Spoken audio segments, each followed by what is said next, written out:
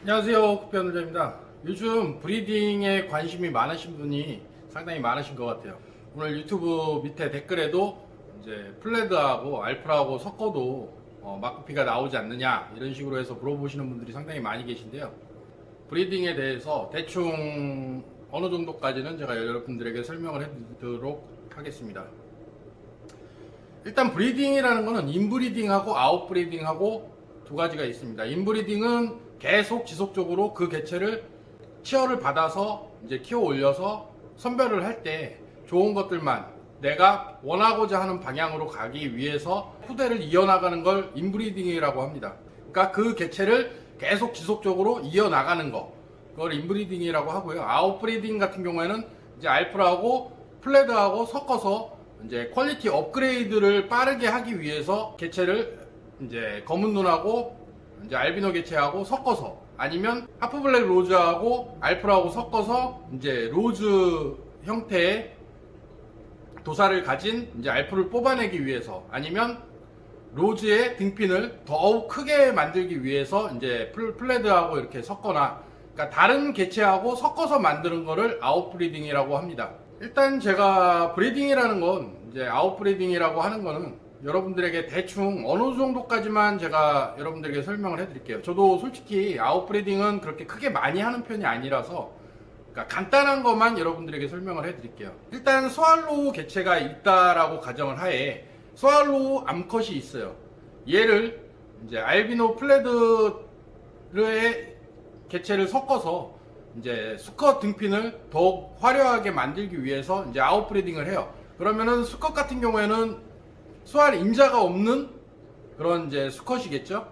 수알 인자가 있는 수컷하고 섞었을 경우에는 같은 개체에서 태어난 이제 스왈로우 인자를 가진 개체겠지만, 다른 개체를 섞을 경우에는 이제 스왈로우 인자가 없는 개체예요. 그럼 스왈로우 인자가 없는 수컷하고 스왈로우 암컷하고 섞었을 경우에는 후대에 F1하고 F2, F3라는 그런 또 형식에 나눠져요. F1이라는 것은 그 후대를 바로 섞어서 아웃브리딩을 해서 태어나는 개체, 그러니까 그 종자에서 태어난 첫 번째 개체를 F1이라고 해요. 근데 얘네가 첫 번째 태어난 개체가 F1이 아니라 또 그 종자에서 또 이제 두 번째 치어도 나오고 세 번째 치어도 나오고 네 번째 치어도 나오겠죠. 그 개체를 전부 F1이라고 하고, 그 이제 태어난 후대, 그 태어난 후대가 커서 다시 성장을 해서 이제 치어를 낳을 경우에 그 개체를 F2라고 해요. 그러면은 그 개체 F2에서 또 이제 얘네가 성장을 해서 치어를 낳으면은 그 개체를 다시 F3이라고 합니다. 그러니까 F4까지 내려갔을 경우에는 보통 한 1년 정도 시간이 걸린다, 이렇게 생각을 하면 될 것 같아요. 치어에서 얘네가 성장을 해서 다시 치어를 낳는 경우가 보통 이제 3개월이라고 가정하에 4번이니까 거의 한 1년 정도 걸리겠죠. 스왈로우 암컷하고 스왈로우 인자가 없는 수컷하고 붙였을 경우에는 F1, F2에서 스왈로우가 안 나올 가능성이 상당히 큽니다. F1에서는 당연히 스왈로우가 안 나오고요. 어미가 스왈로우 개체라고 하더라도 F1에서는 스왈로우 나올 가능성이 거의 없습니다. F2에서도 마찬가지로 스왈로우가 안 나올 수도 있어요. 나올 수도 있어요.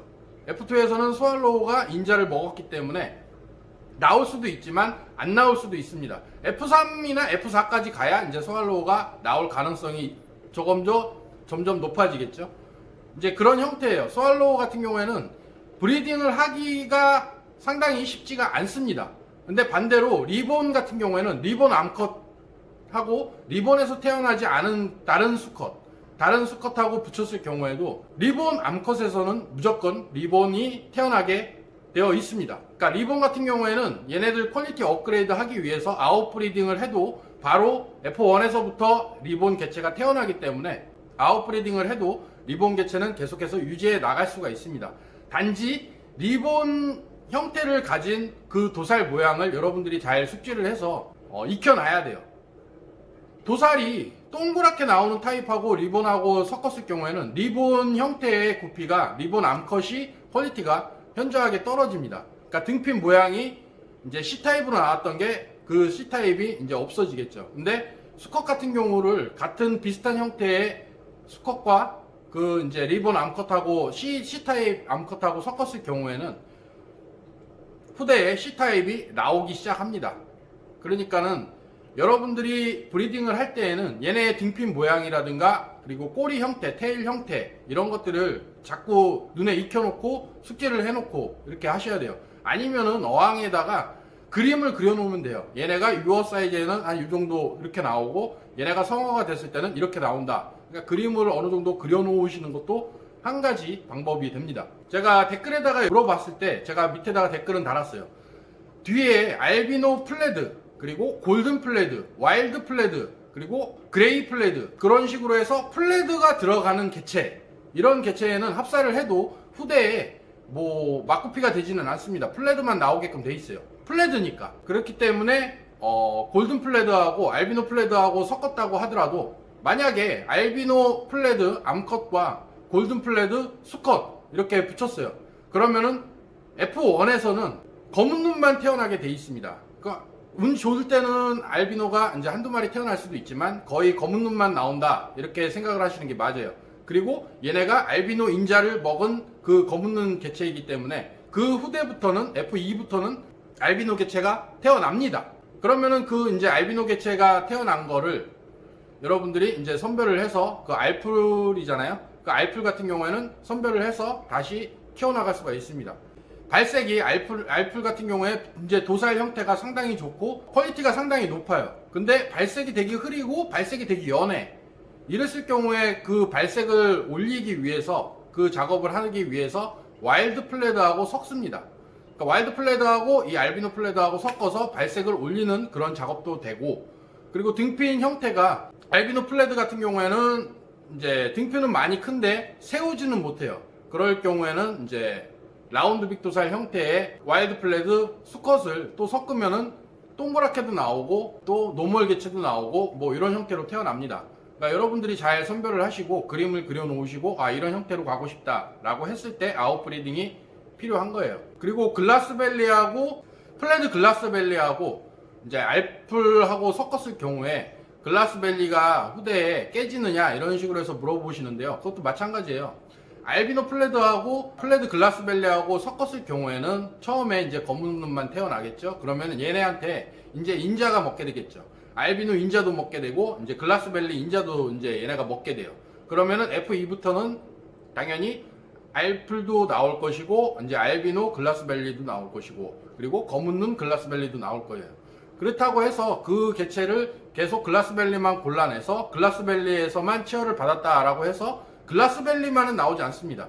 그 글라스벨리만 나오게끔 하기 위해서는 어느 정도 이제 F3까지는 내려가야 이제 안정적으로 글라스벨리만 나오게끔 되어 있는데, 글라스벨리만 이렇게 해서 여러분들이 키우신다라고 했을 경우에는 알풀도 나올 거고 이제 골든 플레드도 나올 거고 플레드 글라스벨리도 나올 거고 알비노 플레드 글라스벨리도 나올 거예요.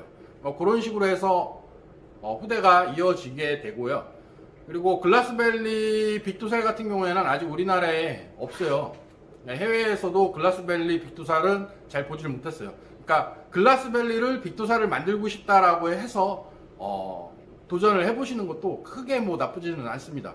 해외에도 없는 개체를 여러분들이 직접 만들 수 있기 때문에 그런 식으로 해서 하셔도 되고요.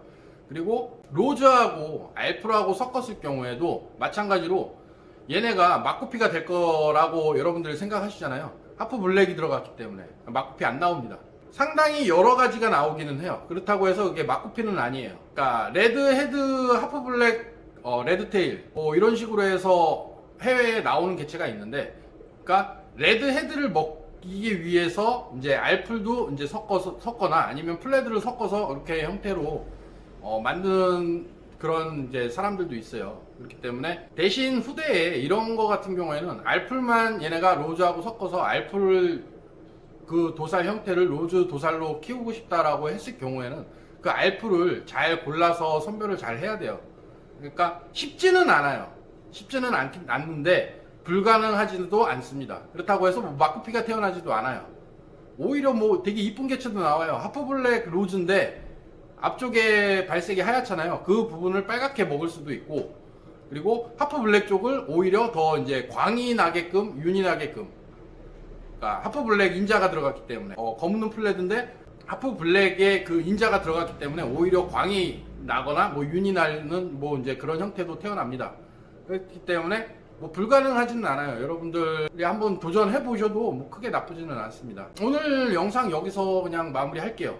이 정도만 돼도 여러분들 뭐 브리딩 하시는데 크게 뭐 불편함 없을 것 같고요. 만약에 블루테일이나 여러분들 키우시는 뭐 네온블루라든가 알비노 블루테일, 알비노 블루 토파즈 얘네들 섞어도 막구피 안 나와요. 알비노 블루테일이나 블루 토파즈 뭐 이런 식으로 나오는데 얘네가 비슷하게 다 생겼기 때문에 그 형태로 계속 유지가 됩니다. 그렇기 때문에 막구피가 안 됩니다. 같이 키우셔도 돼요. 이렇게 아시면 될 것 같아요. 오늘 영상 여기서 마무리 할 거고요. 앞으로도 노력하는 구피아 놀자가 되겠습니다. 좋아요, 구독, 알림 눌러주시면 감사하겠습니다. 감사합니다.